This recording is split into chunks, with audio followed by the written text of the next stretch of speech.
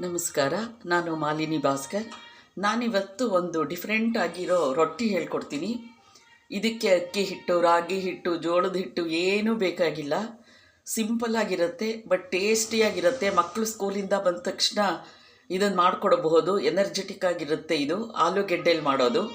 ತುಂಬ ಸಿಂಪಲ್ಲು, ತೋರಿಸ್ತೀನಿ. ಒಂದು ದೊಡ್ಡ ಆಲೂಗೆಡ್ಡೆ ತುರಿದಿಟ್ಕೊಂಡಿದ್ದೀನಿ. ಇದಕ್ಕೆ ರುಚಿಗೆ ತಕ್ಕಷ್ಟು ಉಪ್ಪು ಹಾಕ್ತಾಯಿದ್ದೀನಿ. ಇಷ್ಟು ಹಾಕ್ತಾಯಿದ್ದೀನಿ.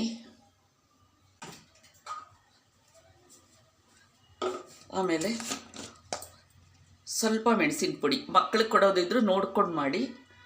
ಒಂದು ಸ್ವಲ್ಪ ಹಾಕ್ತಿದ್ದೀನಿ. ಆಮೇಲೆ ಸ್ವಲ್ಪ ಒಂದು ಚಿಟಿಕೆ ಜೀರಿಗೆ ಪುಡಿ ಹಾಕ್ತಾಯಿದ್ದೀನಿ. ಇನ್ನೇನು ಬೇಕಿಲ್ಲ ಇದಕ್ಕೆ, ಇಷ್ಟೇ. ತುಂಬ ಚೆನ್ನಾಗಿರುತ್ತೆ. ಇದು ದೋಸೆ ತವೆ ಇಟ್ಟಿದ್ದೀನಿ. ಇದನ್ನು ತುಂಬ ದೊಡ್ಡ ಉರಿಲಿ ಬೇಯಿಸಬಾರ್ದು, ಚಿಕ್ಕದಾಗಿರಬೇಕು. ಈಗ ನೋಡಿ ಕಲಿಸ್ತಾ ಇದ್ದೀನಿ.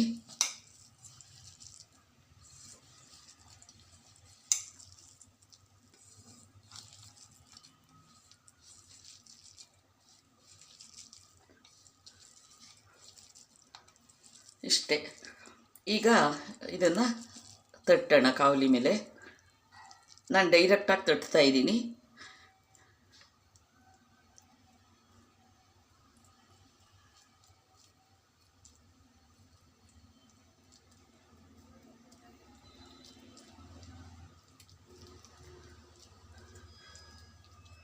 ಮೀಡಿಯಮಿಂದ ಸಣ್ಣ ಉರಿನಲ್ಲೇ ಬೇಯಿಸಬೇಕು. ಇದನ್ನು ದೊಡ್ಡ ಉರಿ ಮಾಡ್ಕೋಬೇಡಿ.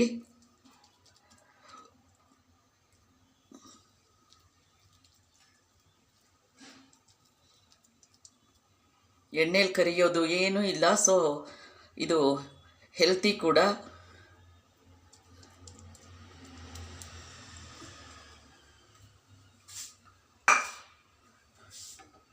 ಒಂದು ಸ್ವಲ್ಪನೇ ಎಣ್ಣೆನ ಹೀಗೆ ಹಾಕ್ತಿದ್ದೀನಿ ಅಷ್ಟೇ. ನೋಡಿ, ಒಂದು ಸೈಡ್ ಆಗಿದೆ. ಈಗ ಇನ್ನೊಂದು ಸೈಡ್ ಹೀಗೆ ಒಂದು ಸ್ವಲ್ಪನೇ ಎಣ್ಣೆ ಹಾಕಿಬಿಟ್ಟು ತಿರುಗಿಸ್ತಾ ಇದ್ದೀನಿ. ತುಂಬ ಅಗಲ ಮಾಡೋಕ್ಕೆ ಹೋಗಬೇಡಿ, ಯಾಕೆಂದರೆ ಅದನ್ನು ಹೀಗೀಗೆ ಹಾಕ್ತಾ ಮಧ್ಯ ಅದು ಮುರಿಯೋ ಚಾನ್ಸಸ್ ಇರುತ್ತೆ. ಈ ಥರ ಚಿಕ್ಕದಾಗಿ ಮಾಡ್ಕೊಳ್ಳಿ.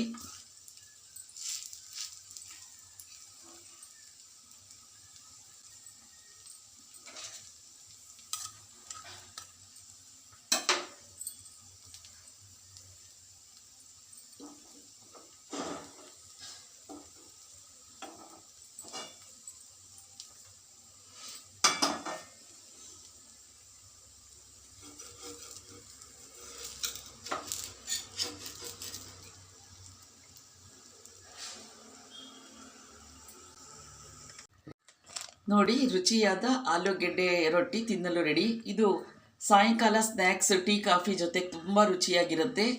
ಮಾಡ್ಕೊಂಬಿಟ್ಟು ನಿಮ್ಮ ಕಾಮೆಂಟ್ಸ್ ಹೇಳಿ, ಶೇರ್ ಮಾಡಿ. ಸಬ್ಸ್ಕ್ರೈಬ್ ಆಗದೆ ಇದ್ದರೆ ಸಬ್ಸ್ಕ್ರೈಬ್ ಆಗಿ. Thank you very much.